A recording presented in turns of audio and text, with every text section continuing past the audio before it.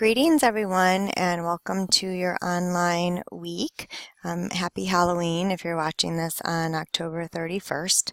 Let me quickly go through today's objectives, or I should say the end of the session, which you do not need to do specifically between your class times, but I would like you to try to get it done as quickly as possible. So first we're going to identify screencastomatic as an instructional tool. This is actually the tool that I'm using right now to capture what's on my screen and to speak to you.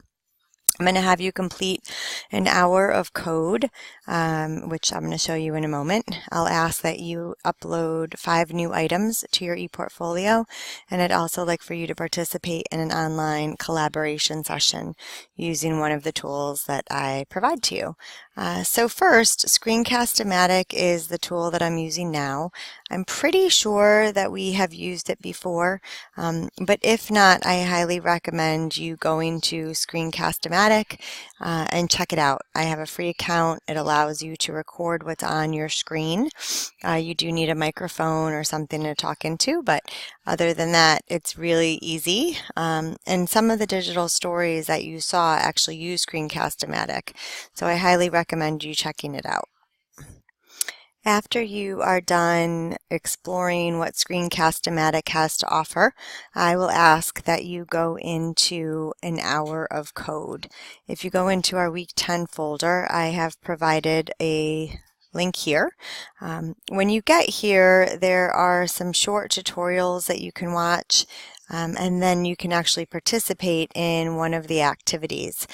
You can determine which activity you want to complete based on grades, as well as some of the technology or your experience in coding.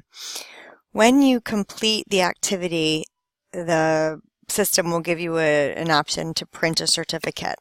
What I would like for you to do is either print that or take a picture of it.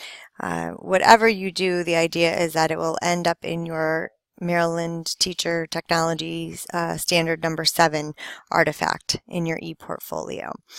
So take some time with Hour of Code, print the certificate, and then add that to your ePortfolio. That is the next goal of mine, or for you, is to work on the ePortfolio items. This tells you at this point some of the items that I would like for you to include if you don't already have this. A picture of your digital diary or whatever you might be using to keep track of all the digital tools that we've done and used in class. 2 technologies for participation goals. As I said here, you can either include something from your email or a Google Doc or a Google Slide. And then the second one is going to come from the next activity, which is your use of a collaboration tool.